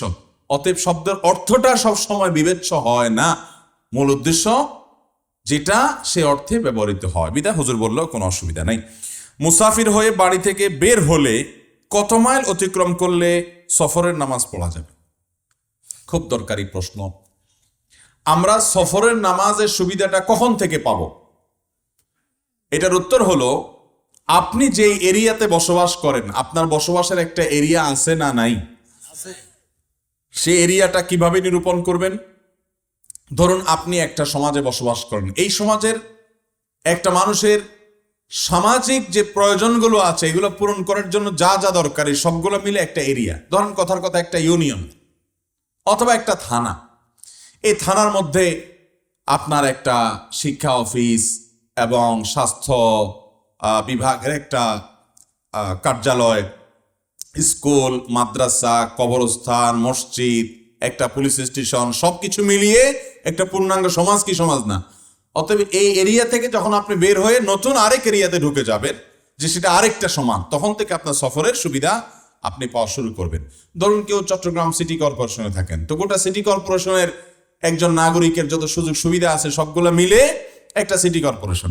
অতএব সেই সিটি কর্পোরেশন এরিয়া থেকে বের হয়ে তিনি চলে গেলেন, তার জন্য সফরের সুবিধা শুরু হয়ে যাবে। ঢাকা এখন 2টা সিটি কর্পোরেশন হয়ে গেছে। এই জন্য আমার কাছে যেটা মনে হয় যে ঢাকা দক্ষিণ উত্তর এক সিটি কর্পোরেশনের মানুষ যখন অতিক্রম করে, তখন উত্তরবঙ্গে কেউ যাচ্ছে, দক্ষিণ সিটি কর্পোরেশন থেকে যে উত্তরবঙ্গে যেতে তিনি উত্তর সিটি কর্পোরেশনে ঢুকে পড়েছেন, তাহলে তিনি তার এরিয়া ক্রস করেছেন। অর্থাৎ যার যার এরিয়া ক্রস করে বের হয়ে গেলে তারপর থেকে কি হবে, সফরের নামাজের সুবিধা শুরু হবে। ইউটিউব, ফেসবুক থেকে ভিডিও দেখে কি আমল করা যাবে? এটার উত্তর হলো, আপনি কোত্থেকে আমল করবেন এটা বিষয় না, বিষয় হলো আপনাকে ভালো কাজ করতে হবে। ভালো কথা যেখানে পান সেখান থেকে নেবেন। কিন্তু ইউটিউব, ফেসবুকে ওয়াজ শোনার নাম দিয়ে অনেকে ঢুকে, এরপর ওয়াজের সাথে বহুত আওয়াজ শুনে। ভাইরা, হাসির কথা না। দেখুন, আপনি মোবাইল কিনছেন, স্মার্টফোন, কেন? হুজুরের ওয়াজ শুনবেন। এরপরে দেখেন যে হুজুর না, বহুত হুজুর নিয়েও আছে। আপনি ওয়াজ শুনতে গিয়ে বহুত হারাম জিনিসও দেখছেন। যারা নিজেদেরকে স্মার্টফোন ব্যবহার করতে গিয়ে হারাম থেকে বাঁচাতে পারেন না, তাদের জন্য স্মার্টফোনের ব্যবহার করা জায়েজ নাই। যারা নিজেদেরকে নিয়ন্ত্রণ করার ক্ষমতা নাই, যে ঠিক আছে এটা গুনাহ, এটা আমি দেখবো না, এটা হারাম, এটা আমি দেখবো না, আমি হালালটা দেখবো, এই ক্ষমতা যাদের নাই, তাদের জন্য এটা ব্যবহার করা কি নাই, জায়েজ। সাপের বিষ, সাপের দাঁত ভেঙে সাপের বিষ দিয়ে ওষুধ বানানো, এটা তো যাত্রার কাজ না। এটা যে করতে পারবে না সে তো উল্টা দংশন হয়ে মারা যাবে। অতএব আপনি স্মার্টফোন থেকে ভালো ভালো জিনিস শিখে আমল করবেন, ভালো কথা, কিন্তু এটা যদি করতে না পারেন, উল্টা বরং আরো ধরা খান। আজকাল বেশিরভাগ যুবকরা মোবাইল ব্যবহার করে না, মোবাইলে তাদেরকে ব্যবহার করে। মোবাইলে ব্যবহার করা বুঝছেন, মানে সে মোবাইলে এডিক্টেড হয়ে গেছে। এটা এক প্রকারের নেশা। দেখবেন যে অযথাই হুদাই পোলাপায়নে আঙ্গুল দিয়ে শুধু স্ক্রল করে আঙ্গুলের এইটা অনুবীক্ষণ যন্ত্র দিয়ে দেখলে দেখা যাবে যে ক্ষয় হয়ে গেছে, ঘষতে ঘষতে গ্লাসে। আরে ভাই, কত কত ক্যারিয়ার ধ্বংস হচ্ছে, হাজার হাজার ঘন্টা শেষ হচ্ছে। ফেসবুক, ইউটিউব যারা ব্যবহার করেন, আল্লাহর ওয়াস্তে এটাকে নিয়ন্ত্রণ করেন। আমি দিনে সকালে আধা ঘন্টা, দুপুরে আধা ঘন্টা, রাতে আধা ঘন্টা, এই টাইম ব্যবহার করবো, বাইরে করবো না। যা করা দরকার, যত দোস্ত আছে সবগুলার জবাব, কমেন্ট, রিপ্লাই, ইনবক্সের রিপ্লাই সব আধা ঘন্টার ভিতরে, বাস শেষ। এভাবে নিয়ন্ত্রণ করলে দেখবেন আপনার জীবনে বরকত আসবে। আর না হলে ছন্ন ছাড়া হয়ে যাবেন। মনে রাখবেন, যত সফল মানুষ আছে, যত বড় বড় মানুষ আছে, তারা কেউ ফেসবুকের নেশায় আক্রান্ত না। ফেসবুকের নেশায় আক্রান্ত যুবকরা বড় কিছু হওয়ার সম্ভাবনা খুবই ক্ষীণ, যতক্ষণ পর্যন্ত সেটা না ছাড়তে পারে। বাংলাদেশের প্রথম সারির একজন ধনী আছে, আমি নাম বলে আপনারা সবাই চিনে যাবেন, প্রথম সারির। ওনার সাথে ওনার ছেলে সহ একটা মিটিং আমার হয়েছে একবার। তো আমাকে যে নিয়ে গেছে, সে বলে হুজুর আপনাকে তো চিনবে, যেহেতু ফেসবুক ইউটিউবে মানুষ অ্যাক্টিভ আছে, আপনাকে চিনবে। তো আমি যাওয়ার পরে ভদ্রলোক বললো, না ভাই আপনার তুমি চিনলাম না। আমি তো চিন্তা করলাম হ্যাঁ এটা তো অপমানকর কথা, আমার চিনল না। পরে বেচারা বলতেছে যে শিক্ষিত মানুষ, বড় ব্যবসায়ী মানুষ, বলো যে ভাই মাইন্ড করেন না, আমি আসলে আমার মোবাইলে ফেসবুক অ্যাপই নেই, ইউটিউব অ্যাপই আমার মোবাইলে নেই, টিকটক তো পরের কথা, এগুলো আমার মোবাইলে নাই। কাজের মানুষরা অতিরিক্ত বেহুদা কাজের সময় ব্যয় করে। আমরা আমাদের ভিডিওগুলো ফেসবুক ইউটিউবে যায়, যারা বেহুদা কাজ করে তারা যেন বেহুদা কাজের ফাঁকে হইলেও কিছু ভালো জিনিস জানে, অথবা বেহুদা কাজ না ছাইড়ে অন্তত কিছু ভালো জিনিস দেখে। এইটার জন্য আমরা অনেক টেলিভিশনের প্রোগ্রাম করি। এর মানে এই না যে আমরা মানুষকে বলি ভাই আমার প্রোগ্রাম দেখার জন্য আপনি টেলিভিশন কিনিয়া ডিশ কানেকশন লাগাইবেন, এটা কোনো হুজুর কোনোদিন বলে। আমরা বলি যে সারাদিন নর্দমার মধ্যে পড়ে থাকেন, অন্তত কিছু সময় ভালো জিনিস দেখেন, মন্দের ভালো, এতটুকু। অতএব যারা এটাকে নিয়ন্ত্রণ করতে পারেন না তাদের এটা ব্যবহার করা জায়েজ নাই। অনেক সফল সার্থক বড় বড় মানুষ আছে, দেখবেন যে তারা এই অ্যাপ ব্যবহার করে না। এই যে রকমারির মালিক সোহাগ ভাই আছেন না, উদ্ভাস উম্মেশ রকমারি, হ্যাঁ, অনেক বড় বড় আবিষ্কার তার আছে, খুব বেশি অনেক সিনিয়র মানুষ তা না, আমাদের বয়সী মানুষ। ওনার মোবাইলে কোনো ফেসবুকের অ্যাপ উনি ইউজ করেন না, ওনার আইডি ইউজ করেন না, কালে ভদ্রে হঠাৎ কোনো প্রয়োজন উনি ইউজ করেন, বাস। তো সফল এবং সার্থক মানুষরা এগুলোকে কন্ট্রোল করে। যুবক ভাইরা, আমি বিশেষ করে কিশোর বয়সে যারা আছে তোমাদেরকে বলছি, আল্লাহর ওয়াস্তে এই ফেসবুক ইউটিউব টিকটকের নেশা তোমরা ছেড়ে দাও। আমাদের প্রজন্ম শেষ হয়ে যাচ্ছে, ধ্বংস হয়ে যাচ্ছে, মা বাপ পর্যন্ত চিনে না। ওই যে একটা গল্প আমি বিভিন্ন সময় বলি, কোথায় যেন গল্পটা দেখছি, যে এক ছেলে সারাদিন মোবাইল টিপতে টিপতে ঘরে ঢুকে, আবার মোবাইল টিপতে টিপতে বাইরে যায়, কি খায় কি না খায় কিছুই জানে না, মা চেনে না, বাপ চেনে না, ভাই চেনে না, বোন চেনে না। বেশিরভাগই এরকম, মানে কিছুটা কি বলা যায়, আপনার মানসিক রোগীর মতো হয়ে গেছে আমাদের ছেলেপেলেরা। তো এক ছেলে একবার মোবাইল টিপতে টিপতে টিপতে হঠাৎ করে মোবাইলটা ধাপ করে ফেলে দিয়ে তার মায়ের দিকে তাকায় একটা হাসি দিছে, নির্মল হাসি, স্বচ্ছ হাসি। মা চিন্তা করলো, হ্যাঁ রে, আমার বাজান তো কতদিন হয়েছে আমার দিকে তাকায় একটু হাসে না, আজকে এত সুন্দর করে এরকম নির্মল হাসি দিল, কাহিনীটা কি? তো মা জিজ্ঞেস করলো, বাবা হঠাৎ করে আজকে এত সুন্দর করে একটা হাসি দিলা, কি কাহিনী, কি ব্যাপার কি? তো ছেলে বলছে, মা মোবাইলের চার্জ শেষ হয়ে গেছে। মোবাইলে কি হয়ে গেছে? চার্জ শেষ, এখন আর টিপতে পারতেছি না, এই জন্য তোমার দিকে তাকে একটা হাসি দিস। ভয়ঙ্কর একটা জায়গায় চলে যাচ্ছে। ভাইরা, যারা কিশোর বয়সে আছেন, তরুণ, আপনারা মোবাইলের নিয়ন্ত্রণ করবেন তো ইনশাআল্লাহ? মোবাইলের নিয়ন্ত্রণ না করলে জীবনে কিছু করতে পারবেন না। এরপরে প্রশ্ন হলো, আকিকা দেওয়ার সঠিক নিয়ম কি? একজন আলেম বলেছেন 7ম দিনে বাচ্চার চুল ছাঁটাই করে তার সমপরিমাণ টাকা দান করতে হবে, কতটুকু জায়েজ, কতটুকু? এটা সঠিক বলেছেন যে আলেম বলেছেন, তবে বোধহয় আপনি প্রকাশ করতে কিছুটা ত্রুটি আপনার হয়েছে। সন্তান জন্মের 7ম দিনে, 7 দিন পরে না, 7ম দিন, 7 দিন পরে এক কথা, 7ম দিন আরেক কথা। 7ম দিন কোনটা? যেই বারে জন্মগ্রহণ করেছে সেটা একদিন, এরপর একটা দ্বিতীয় দিন, এভাবে গিয়ে 7ম দিন। এই 7ম দিনে আকিকা করা সুন্নত, নাম রাখা সুন্নত, চুল চাঁচা সুন্নত। চুল চাঁচার পর ওই চুলের সমপরিমাণ, ওজন সমপরিমাণ স্বর্ণ কিংবা রূপা বা তার সমমূল্য দান করা, এটাও হাদিস দ্বারা প্রমাণিত, এটা মুস্তাহাব বা সুন্নাহ। তো এই আমলটা এটা করা যেতে পারে। একটা বাচ্চার মাথার চুল যেটুকু হয়, আমি আমার ছেলে বাচ্চারা হওয়ার পরে আমি চুল রীতিমতো স্বর্ণকারের দোকানে নিয়ে পলিথিনে পরে আমি মাপাইছিলাম, আমার মনে আছে, বিশেষ করে প্রথম 2 সন্তানের সময়। এরপরে আইডিয়া হয়ে গেছে, আর মাপানোর দরকার হয়নি। তখনকার কথা বলছি আমি, আজ থেকে 12-14 বছর, 15-16 বছর আগের কথা বলতেছি। তখন আপনার লাগতো হলো কত, আপনার 20-25-30 টাকা রূপা হিসাব করতে গেলে। আর যদি কারোর সচ্ছলতা থাকে, ধনী থাকে, তাহলে সঙ্গে হিসাব করে তিনি দিবেন, তাতে কত হবে? হয়তো 1-2 হাজার টাকা হবে। তো ওই পরিমাণ টাকা গরিব দুঃখীকে দান করে দাও, এটা মুস্তাহাব 7ম দিনে। এরপরে প্রশ্ন হলো, একজন মুসলমান কি কি কারণে কাফের হয়? খুব দরকারি কথা।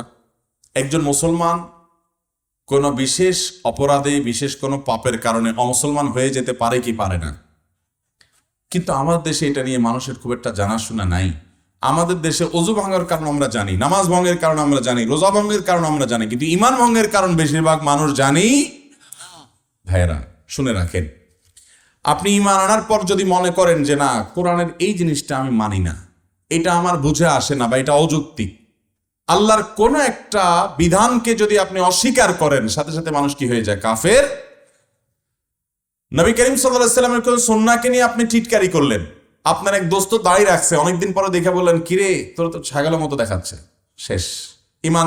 আপনি দাড়ি না রাখলে বেঈমান হবেন না, কিন্তু দাড়ির প্রতি যদি তাচ্ছিল্য প্রকাশ করেন, তাহলে কি হবে? ইমান চলে যাবে। এরকম নবী সাল্লাল্লাহু আলাইহি ওয়াসাল্লামের কোন সুন্নাহ নিয়ে, আল্লাহর কোন বিধান নিয়ে আপনি ঠাট্টা করলেন, আপনি বিদ্রুপ করলেন, ইমান চলে যাবে। আল্লাহর কোন একটা বিধান যেটা স্বতঃসিদ্ধভাবে প্রমাণিত, সন্দেহাতীতভাবে প্রমাণিত, কোরআনের আয়াত আপনি অস্বীকার করলেন, না আমার বুঝে আসে না। আপনি বুঝার কে? আল্লাহ স্রষ্টা, আপনি সৃষ্টি, আপনার বুঝার কে যে আল্লাহটা আপনার বুঝতে হবে? আপনি সেজন্য অস্বীকার করলেন, ইমান হারা হয়ে যাবে। আল্লাহ আমাদের ইমানকে ফিতনার সংকুল এই সময়ে বেঁচে রাখার তৌফিক দান করুন। আপনি আল্লাহর কাছে ইবাদতবন্দি করেন, আবার যায় কোনো মাজারে সিজদা করেন, ইমান চলে যাবে, কারণ আপনি শিরকে আকবর করছেন, বড় শিরক করছেন, বড় কুফরিতে লিপ্ত হলে ইমান চলে যাবে। আল্লাহ এবং রসুলের পর মা, এই কথার ব্যাখ্যা কি? আল্লাহ এবং রসুলের পরে মা, এই কথার ব্যাখ্যা হলো যে আমাদের সবচেয়ে বেশি ভালোবাসা পাওয়ার পাত্র আমাদের আল্লাহ, ওয়াল্লাযীনা আমানু আশাদ্দু হুব্বাল লিল্লাহ। এরপরে আমাদের সবচেয়ে বেশি ভালোবাসার পাওয়ার পাত্র আমাদের রাসূল, তার আনুগত্য সবচেয়ে বেশি করতে হবে। এরপর সবচেয়ে বেশি আমাদের ভালোবাসা পাবে আমাদের মা, তারপরে পাবে আমাদের বাবা। অতএব এটা ঠিক আছে, কোরআন এবং হাদিসের আলোকে এইভাবে একজন মুসলমান তার ভালোবাসা, তার শ্রদ্ধা এটাকে নিবেদন করবেন এই ধারাবাহিকতায়। এরপরে প্রশ্ন হলো, ফোরকানিয়া মাদ্রাসায় ফিতরা, জাকাত, কোরবানির চামড়া, টাকা দেওয়া জায়েজ হবে কিনা? যদি কোনো মাদ্রাসায় লিল্লাহ ফান্ড থাকে, এতিম গরিব ছাত্ররা থাকে, তাদের জন্য ফান্ড থাকে, তাহলে সেই মাদ্রাসায় জাকাতের টাকা ওই ফান্ডে গরিব ছাত্রদের জন্য দেওয়া যাবে। অথবা ফিতরা আপনি দিতে পারবেন, সেখানে কোরবানির চামড়া আপনি দিতে পারবেন, মানতের টাকা আপনি দিতে পারবেন, গরিবদেরকে খাওয়ানো মানত করলে, যেহেতু সেখানে গরিবদের ফান্ড আছে। কিন্তু ওই টাকা মাদ্রাসা কর্তৃপক্ষ শিক্ষকদের বেতনে দিতে পারবেন না, বিল্ডিং বা কোনো স্থাপনা নির্মাণে ব্যয় করতে পারবেন না, কারণ জাকাতের টাকা এটা গরিবের হক। বিল্ডিং বানাইলে ওখানে তো বড়লোক ছাত্রও পড়তে পারে, গরিব ছাত্রও পড়তে পারে, সবাই পড়বে, ওইরকম খাতে দেওয়া যাবে না। জাকাত শুধুমাত্র গরিবকে দিতে হবে। এই জন্য গোরাবা ফান্ড বা এতিম লিল্লাহ ফান্ড থাকলে সেই মাদ্রাসা আপনি এগুলো দিতে পারেন, কোনো অসুবিধা নাই। একজন মুরব্বী স্বপ্নে দেখেন তিনি সন্ত্রাসী দ্বারা আক্রান্ত, মৃত্যুর মুখোমুখি, তখন স্বপ্নেই তিনি 10টি রোজা রাখবেন বলেন। প্রশ্ন হচ্ছে, এই রোজা কি রাখতেই হবে? 80 বছরের ঊর্ধ্বে মুরব্বীর কোনো ছেলে মেয়ে রাখলে হবে কিনা? প্রথম কথা হলো, স্বপ্নে আপনি কোনো কিছু দেখলে সেটা করতে হবে এমন কোনো বাধ্যবাধকতা, বরং স্বপ্ন ইসলামী শরীয়তে আমাদের সাধারণ মানুষের স্বপ্ন এটা কোনো বিষয় প্রমাণ করে না। আমি স্বপ্ন যদি প্রমাণ করে, অনেক মানুষ দেখবেন স্বপ্নের উপরে, আপনাদের সোনামণির এখানে জানে কি আছে যে স্বপ্নে পি পাইছে সে সবারই ওষুধ বড়ি দিয়ে বেড়ায়, এরকম আমাদের দেশে বিভিন্ন জায়গায় আছে যে স্বপ্নে কি দেখছে, কোন বিলের পানি খেলে সুস্থ হবে, এবার বোতল করে পানি নিতে নিতে ওই বিলের পানি শুকিয়ে যাওয়ার অবস্থা হয়ে গেছে, ময়লা পানি খায় বরং সব পেটের রোগ হয়ে শেষ হয়ে যাচ্ছে। ইসলামের নামে এই সমস্ত কুসংস্কার আমাদের দেশে অনেক আছে। মানুষের স্বপ্ন কিয়ামতের আগে, বিশেষ করে ইমানদার স্বপ্নে দেখে কিছু ইন্ডিকেট পাওয়া যায়, এখান থেকে মনে হচ্ছে আমার কোনো বিপদ বা কোনো ভালো হতে পারে, সে ওই জন্য আল্লাহর কাছে আশ্রয় চাইবে এবং পদক্ষেপ নিবে, সতর্ক হবে। কিন্তু তাই বলে স্বপ্ন থেকে আমি দেখলাম যে স্বপ্নে এটা আছে, অনেক পিসাবরা বলে মুরিদরে, আমি স্বপ্ন দেখছি তুমি আমারে হজ করাইছো, এবার মুরিদ বেচারা জমে জমা বিষয় হলো পিসাবরে হজ করা। তো এইরকম যদি জায়েজ হতো, তো আমি তো বলতাম, ভাই আমি স্বপ্ন দেখছি আপনি আমার 10 লাখ টাকা দিচ্ছেন প্রধানমন্ত্রী, তাহলে এবার উনি বিপদে পড়বে কিনা? আরে ভাই হুজুর, তুমি স্বপ্ন দেখার জিনিস খুঁজে পাইলে না, তুমি আমার 10 লাখ টাকা নেওয়ার জন্য এই স্বপ্নটাই দেখলা কেন? তুমি স্বপ্ন টাকা দেওয়ার স্বপ্ন দেখতে পারলা না, যে ভাই আপনার আমি 10 লাখ স্বপ্ন দিছি দেখছে, এটা দেখতে পারলা না? ও যে কোন লোক আপনার গ্রামে বাড়িতে বাড়িতে গিয়ে ধান কিনে না মানুষ, তো গুনতেছে, সুপারি ধান নারিকেল কিনতো, গুনতেছে 10, 11, 12, 13, 14 গুনতে গুনতে 50 থেকে 60। একজন বলে, চাচা হঠাৎ করে 50 থেকে 60-এ চলে গেলেন, আপনি 50 থেকে 40-এ তো আসলেন না, 50 থেকে 60-এ কেন গেছেন? বলে যে বাবা ভুল হয়ে গেছে। তো বলে ভুলে উল্টা হয় না কেন, ওইদিকে যায় কেন? না অত পাগল হইনি যে নিজের গতি করে ভুল করবো, এত পাগল হয়নি, হুঁশের পাগল আছে। তো যাই হোক, তো এই জাতীয় হুঁশের পাগল যারা, তারা এই জাতীয় অনেক স্বপ্ন দিয়া অনেক ব্যবসা জমায়, সেগুলো কিন্তু ইসলামে গ্রহণযোগ্য না। বিধায় আপনার স্বপ্নে আপনি কি দেখেছেন এটা আপনাকে বাধ্যতামূলকভাবে পূরণ করতে হবে, সেটা মোটেও আবশ্যক নয়। পর সূর্যোদয়ের 15-20 মিনিট পর যে নামাজ পড়া হয় তার নাম এবং পড়ার নিয়ম ফজিলত জানতে চাই। ফজর নামাজের পর ওই জায়গায় বসে সকাল সন্ধ্যার দোয়া জিকির এবং তাসবিহ তেলাওয়াত যদি আপনি করেন এবং সূর্য ওঠার 15-20 মিনিট পর 2 রাকাত নামাজ পড়েন, এই নামাজটা নাম হলো সালাতুল ইশরাক বা সালাতুল শুরুক, ইশরাকের নামাজ। এই নামাজ পড়লে কি লাভ হবে? নবী সাল্লাল্লাহু আলাইহি সাল্লাম বলেছেন, এই নামাজের মাধ্যমে আল্লাহ তাআলা ওই ব্যক্তিকে একটি পূর্ণাঙ্গ হজ এবং পূর্ণাঙ্গ উমরার সওয়াব দান করবেন। এটা অনেক ফজিলতপূর্ণ একটা আমল, অতএব এটা আমরা করার চেষ্টা করবো তো ইনশাআল্লাহ। বিশেষ করে আমি সব জায়গায় বলি, ভাইরা আমার, বিশ্বাস করুন আমাদের দেশে ঘরে ঘরে এখন ব্ল্যাক ম্যাজিকের রোগী, কালো জাদুর রোগী, অসুস্থ, নানা কারণে জীবনে কল্যাণ নাই, বিবরকতি, এগুলার এই ব্ল্যাক ম্যাজিক যে আমাদেরকে আক্রান্ত করছে এবং অনেক দুষ্ট জিন দ্বারা আমরা এফেক্টেড, এটার প্রধান কারণ হলো কোরআন আমাদের বাসা থেকে উঠে গেছে। কোরআন তেলাওয়াত যদি আপনি শুরু করে দেন, দেখবেন এগুলা বেবরকাতি সব দূর হয়ে গেছে ইনশাল্লাহ। জোরে জোরে আওয়াজ দিয়ে কোরআন তেলাওয়াত করবেন এবং সকাল সন্ধ্যার দোয়াগুলো বেশি করে পড়বেন। ছেলের বয়স 24, পড়ার শেষ পর্যায়ে, বাবা হিসাবে আমি তাকে বিয়ে করাতে চাই, তবে তার মহারণার টাকা থেকে সম্পূর্ণ খরচ সবকিছুই আমি যদি করি তাহলে বিয়ে সঠিক হবে কিনা? ছেলে বেকার। সুবহানাল্লাহ, এই ছেলে তো কপালওয়ালা ছেলে। এ বাপ এই প্রশ্ন নিয়ে হাজির হয়ে গেছে। সব ছেলেরা তো এরকম বাপই চায় নাকি? আচ্ছা, মাসআলার উত্তর হলো কোনো অসুবিধা নাই বাবাজি, আপনি আপনার ছেলেকে বিয়ে করাবেন আপনার নিজের টাকা দিয়া, মোহর দিয়া, তার বইয়ের বাজার সদায় সবকিছু দিয়া যদি আপনি বিয়ে করান, সেটা জায়েজ আছে, কোনো অসুবিধা। একজন গরিব মানুষকে দান করা যেরকম সওয়াবের কাজ, আপনার ছেলেটা গরিব, ওই গরিব বেচারাকে আপনি মোহর দিয়ে, টাকা পয়সা দিয়ে, খরচ খরচা দিয়ে বিয়ে করায় দিলে এটা খুব সওয়াবের কাজ হবে, এটা কোনো মন্দ কাজ হবে না।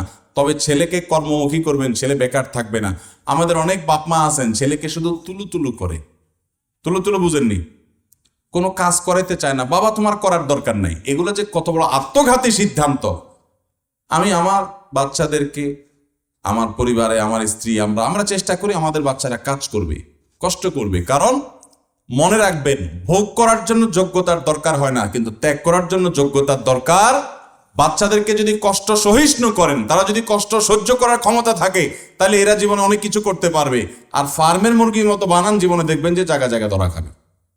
বেশিরভাগ বাপমারা এখন নিজেরা গাধার মতো খাটবে, ছেলে মেয়েকে কিছু করতে দেয় না। ছেলে মেয়েদেরকে কাজ করাবেন, তাদেরকে কর্মমুখী করবেন এবং উপার্জনমুখী করবেন, সেটা করা উচিত। তবে আপনি নিজে থেকে তার বিয়ে শাদীর অ্যারেঞ্জ করতে পারেন, এটা অবশ্যই প্রশংসনীয়, এবং তাকে অবশ্যই কর্মমুখী করবেন। আল্লাহ আমাদেরকে আমলের তৌফিক দান করুন। ভাই, আরো যে প্রশ্ন আছে আমার কাছে, সারারাত বললে শেষ হবে না, কিন্তু আলহামদুলিল্লাহ অনেক কথা হয়েছে, 12টা 53 বেজে গেছে। আমরা আমাদের প্রশ্নোত্তরের মধ্যে অনেকগুলো প্রশ্ন দিয়েছি, এর ভিতরে একটা প্রশ্ন ছিল একের সর্বশেষ প্রশ্ন, একটা সহজ প্রশ্ন। ফজরের নামাজের পর সূর্য ওঠার 15-20 মিনিট পর যে নামাজ পড়া হয়, এই নামাজের নাম কি, ফজিলত কি? আলেম ওলামা, মাদ্রাসার ছাত্র ছাড়া হাত তুলতে হবে। তাহলে তো উত্তর আউট হয়ে গেছে। আচ্ছা, আপনি উত্তর যেহেতু বলছেন, ফজিলত বলেন, কি ফজিলত বলছে হাদিসে, কি লাভ এটা? হজ এবং উমরা। আরেকটি শব্দ বললে পূর্ণাঙ্গ হবে হাদিসের, পূর্ণাঙ্গ হজ এবং উমরা। মাশাআল্লাহ, ভাই সাংবাদিক মানুষ, দৈনিক ইনকিলাবের সাংবাদিক ভাইকে তাহলে আমরা একটা পুরস্কার দেই, উনি উত্তরটা সঠিক দিয়েছেন। মাশাআল্লাহ, আপনি সাংবাদিক মানুষ, আপনাকে টাইম ম্যানেজমেন্ট এই বইটা আমি দিচ্ছি প্রধানমন্ত্রীর হাত দিয়ে।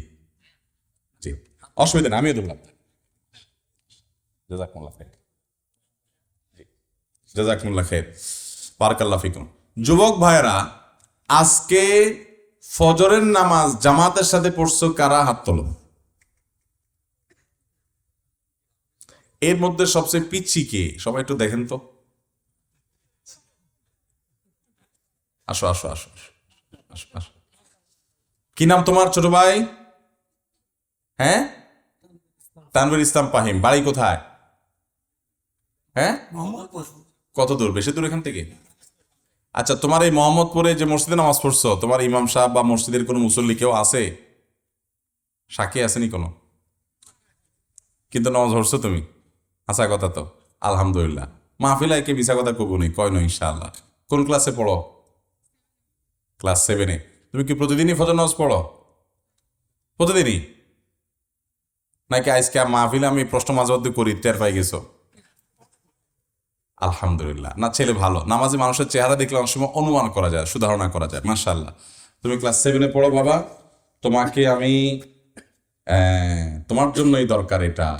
ভারতবর্ষে মুসলমানদের অবদান, মুসলিম শাসকরা ভারতবর্ষের জন্য কি অবদান রেখেছেন, তোমাকে ভুলভাল ইতিহাস কেউ শিখাতে পারবে না ইনশাআল্লাহ। আলেমরা যদি বেঁচে থাকে এদেশে, মুসলিম শাসকদের নামে বিশুদ্ধগার কেউ তোমাকে শেখাতে পারবে না ইনশাআল্লাহ। ঠিক এই বইটা আমার হাতে আসছে, এটা তোমার জন্য দরকার। ক্লাস 7-এই তুমি পড়ো এবং দরকার। যদিও আলহামদুলিল্লাহ এই ভুলভাল অংশ না পড়ানোর সিদ্ধান্ত নিয়েছে সরকার, সেজন্য অবশ্যই সরকার ধন্যবাদ পেতে পারে। কিন্তু আমাদের সন্তানদের জানতে হবে, এই ভারতবর্ষ অনেকেই শাসন করেছে। মুসলিম শাসকরা ভারতবর্ষকে শুধু দিয়ে গেছে, তাদেরও ত্রুটি ছিল মানুষ হিসাবে, কিন্তু তারা দিয়ে গেছে। এই বই আপনারা পাবেন।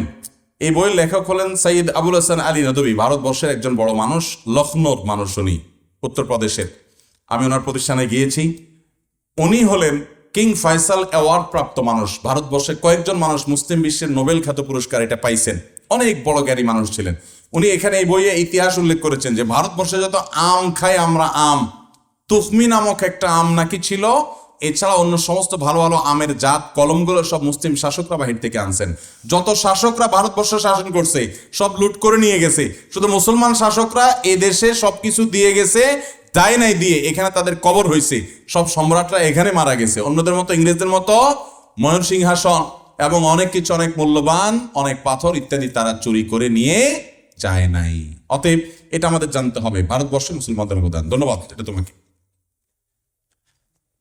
মাশাআল্লাহ, মাশাআল্লাহ। হ্যাঁ, মসজিদে বিয়ে হলে কি লাভ? মসজিদে বিয়ে হলে যে যৌতুক খায় তো লাভ কি?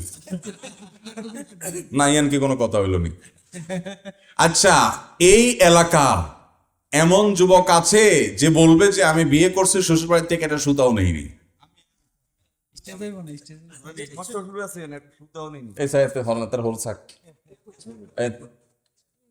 কবে বিয়ে করছেন আপনি? ফেব্রুয়ারিতে 22 তারিখ কোনটা আইয়ে না? ও গত বছর। আচ্ছা, এটা কোন আপনার শ্বশুর আছেন এখানে? এই যুবকের শ্বশুর আসেননি চাচা মিয়া? হ্যাঁ, কিছু নেন নাই? সাক্ষী আছে?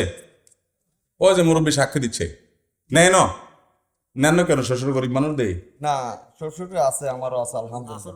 কিন্তু আপনি দাবি করেন নাই। আমি করি নাই। খুশি হয়ে দিছে কি? খুশি কিছু দিতে চাইছে, আমি নিই নি। আলহামদুলিল্লাহ। তাহলে এই যুবক পুরস্কার পেতে পারে ইনশাআল্লাহ। এই যুবককে আমরা গোলাম আহমদ মুর্তজা ওনার লেখা বই চেপে রাখা ইতিহাস, ইতিহাসে আরেকটা চমৎকার বই, এটা আমরা উপহার দিচ্ছি ইনশাআল্লাহ। দেন, আপনি একটু হাত লাগিয়ে দেন। মাশাআল্লাহ, মাশাআল্লাহ। আল্লাহ এই ভাইয়ের মতো এরকম সব যুবকদেরকে সৎ জীবন যাপন করার তৌফিক দান করেন। মাশাআল্লাহ, মাশাআল্লাহ। খুব ভালো কথা, খুব ভালো কথা। আচ্ছা ভাই, আরেকটা পুরস্কার আমি দিতে চাই। আজকের মাহফিল থেকে নতুন করে কোনো ভালো কাজ করার প্রতিজ্ঞা করছে যারা, হাত তুলুন। হ্যাঁ, গেঞ্জিয়ালা ভাই, লাভ লেখা, কি নিয়ত করছে বলো ভাই?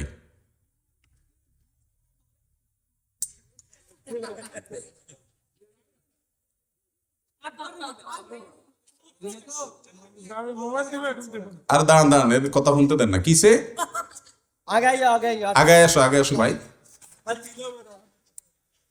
আস্তে আস্তে আওয়াজ দিন। হ্যাঁ হ্যাঁ, কিসে কি নিয়ত করছেন ভাই?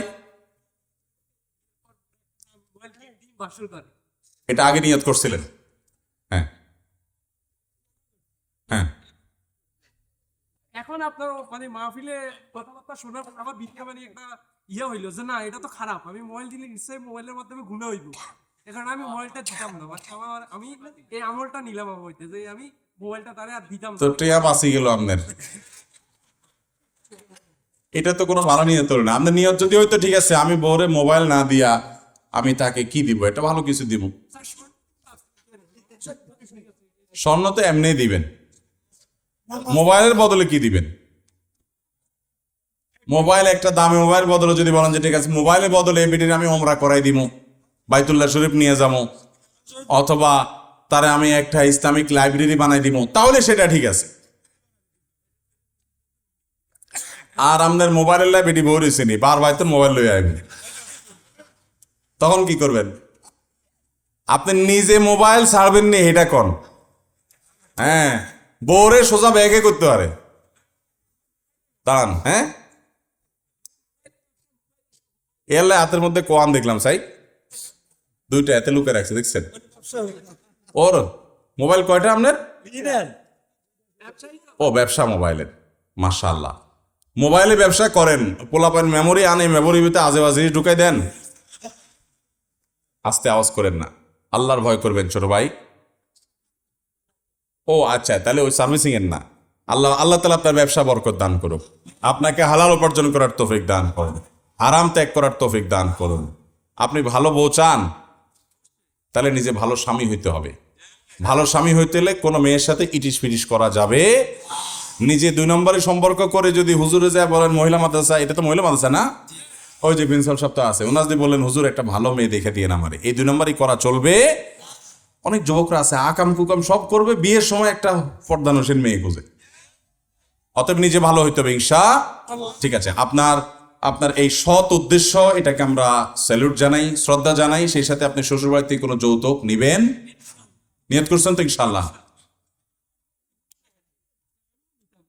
এবং 5 ওয়াক্ত নামাজ পড়ার চেষ্টা করবেন, ঠিক আছে ইনশাআল্লাহ। জাযাকুমুল্লাহ খাইর। নেন, এটা আপনাকে আমাদের লেখা একটা বই, রমাদান প্ল্যানার, এটা উপহার দিলাম। জাযাকুমুল্লাহ খাইর। ভাই রহমান ভাই, এই মাহফিলটা, এই যে প্যান্ডেল, সামিয়ানা, মাইক, এত খরচ হয়েছে, এগুলো সব তো নিশ্চয়ই আসমান থেকে 1 বস্তা টাকা ফেরেশতারা পাঠিয়ে দিছে, তাই না? তাহলে কি টাকা খরচ হয়েছে? তাহলে একটা মাদ্রাসার মাহফিল, আপনারা এসে ওয়াজ শুনে চলে যাবেন, মাদ্রাসা অনেক টাকা খরচ